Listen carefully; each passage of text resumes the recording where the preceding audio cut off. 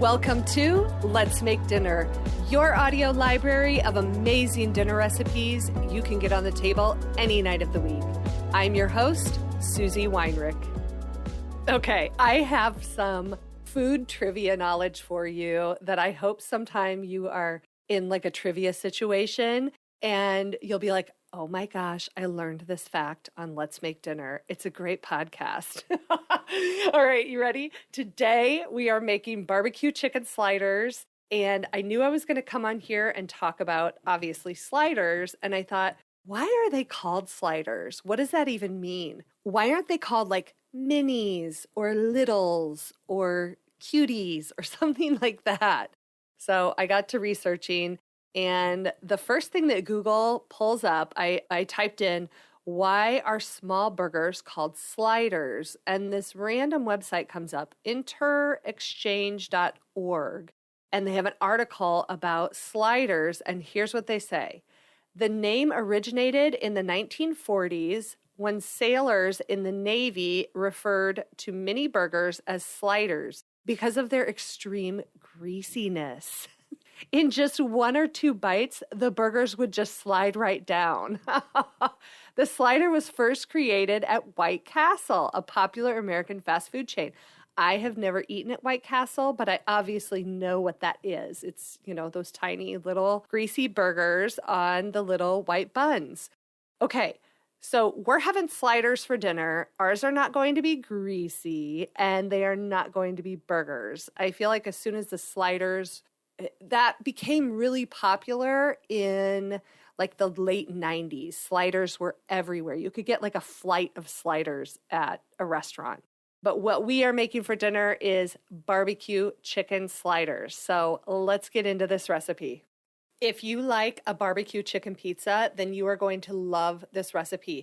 It's basically all of those flavors. So barbecue chicken, barbecue sauce, red onion, provolone cheese, cilantro.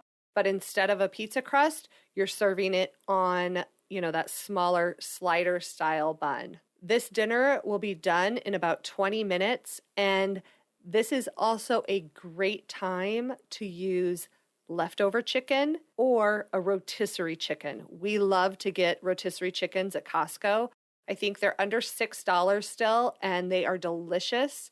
And the meat is perfect to use in any recipe that calls for cooked chicken.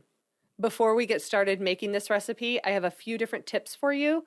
When you're using slider buns, there are a few different options. You can now get actual slider buns, by the hamburger buns.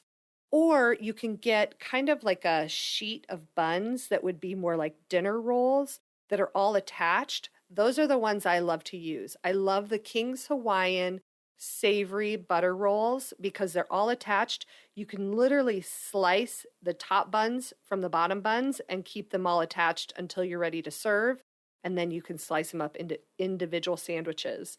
Another tip is for using your cooked chicken. In episode 4, we talked about making Instant Pot pulled barbecue chicken.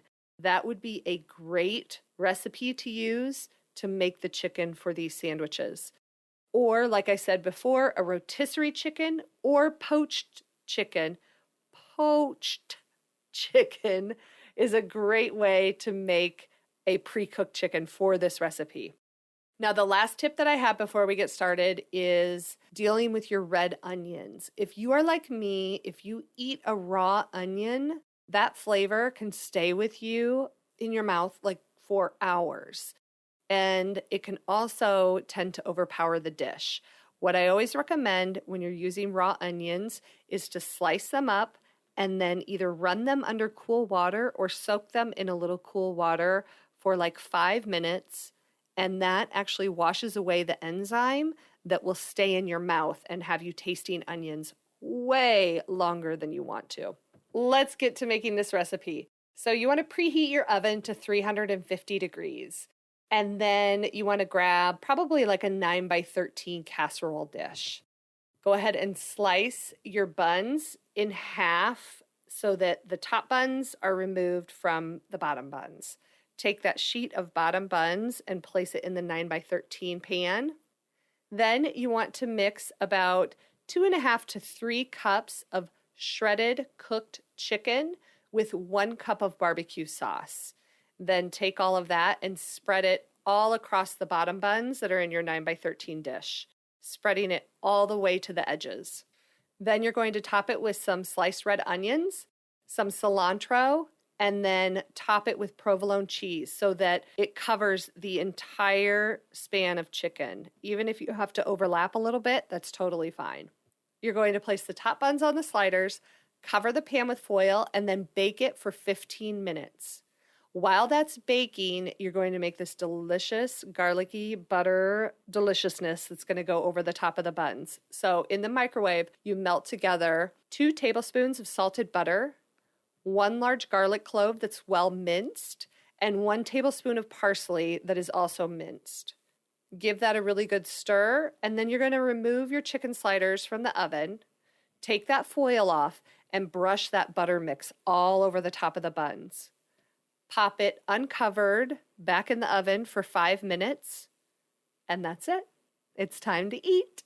You can slice them into individual little slider sandwiches, or you can just pull them apart to serve. When you're serving your sliders, I like to plan about 2 sliders per person if it's for dinner, and if you have some hungry people, they may want to have 3 sliders. As far as side dishes go, I like to keep it simple. You could do macaroni salad, coleslaw, potato chips. You could do fries, corn on the cob, anything that goes with like a barbecue dinner. These also make a great addition to like a tailgating situation, game day, football party, anything like that. Just set it out on a buffet, and then I usually plan 1 slider per person. That does it for today. As always, I will link the full printable recipes for you in the show notes so you can find the recipe when you are ready to have barbecue chicken sliders. If you are finding that these episodes of Let's Make Dinner are helping you get dinner on the table every week, I would love to have you rate and review this podcast in your preferred podcast player. Until next time, I hope this episode of Let's Make Dinner makes your dinner time a little easier. Find them helpful.